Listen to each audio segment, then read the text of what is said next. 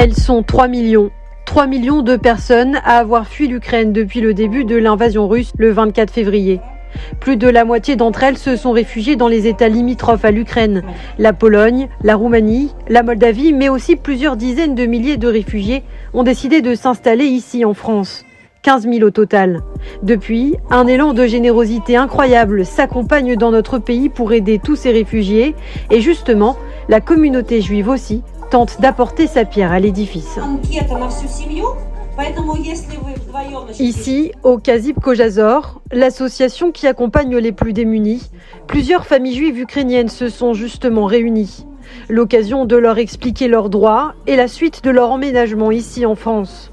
Hébergement, papiers administratifs, scolarité, de nombreux conseils ont été prodigués et des fiches distribuées pour mieux connaître les besoins de chacun. Parmi ces familles, Michal, Yosef et leurs petits garçons. Ils nous racontent leur arrivée en France. On n'avait pas de voiture. Et on est parti chercher comment se fuir. On est 3 et on a aussi un grand chien. Что нам повезло, что мы тут, и что мы смогли выехать, и что мы все вместе. Многим так не повезло. Nous avons de la chance qu'on a pu partir, qu'on a tous ensemble ici. Et malheureusement, c'est pas tous les gens qui ont eu cette chance d'être ici. Мои самые близкие друзья детства, они в Мариуполе, они вообще не могут. Mais mes amis super proches, ils sont à Mariupol et qu'ils peuvent pas partir. Нам повезло. Nous, on a de la chance. On est très bien là. Et puis il y a également ceux qui sont arrivés seuls. C'est le cas d'Alice, 25 ans. Quand ça a commencé, ma mère m'a appelé plusieurs fois. Je dormais. J'entendais rien du tout. J'étais choquée quand je me suis réveillée. Les gens ils commencent à appeler. C'est la panique. De suite, j'essaye de prendre un bus pour aller voir ma mère dans l'autre ville. Mais ça marche rien. Et une moitié de journée, j'ai décidé de partir. Toute seule? Adna. Toute seule. Et où ça? Куда? Je savais pas. Comme ça, je me suis arrivée à la frontière sans comprendre où aller, comment, pourquoi et quoi après. Je savais que j'aimerais trouver une association pour aider aux gens. Ici, je suis toute seule. Ma mère avec la petite sœur, ils sont en Allemagne, chez quelqu'un de la famille. Il n'y a pas de place, c'est pour ça que je suis là. Aujourd'hui, est-ce qu'elle est confiante pour une paix avec la Russie? Est-ce qu'elle pense que l'Ukraine va faire la paix avec la Russie? И вы думаете действительно, что русские пустят оружие или Украина? Oui, je crois. Ça va prendre le temps, mais je le crois. Beaucoup restent traumatisés par les bombardements et la fuite de leur pays. C'est le cas d'Anna. Avant la guerre, elle venait de la ville de Nikolaev. Là-bas, elle a laissé son mari combattre au sein des forces ukrainiennes. Oui, il y a mon mari, parce qu'il ne peut pas sortir. Il a la double nationalité, il a la nationalité d'Israël et de l'Ukraine. Et il protège Nikolaev avec les armes. D'accord, il est dans l'armée. On va armée. Et moi aussi, je suis là avec mon chat. Bien sûr, j'espère, parce qu'on a tout laissé là-bas, les appartements.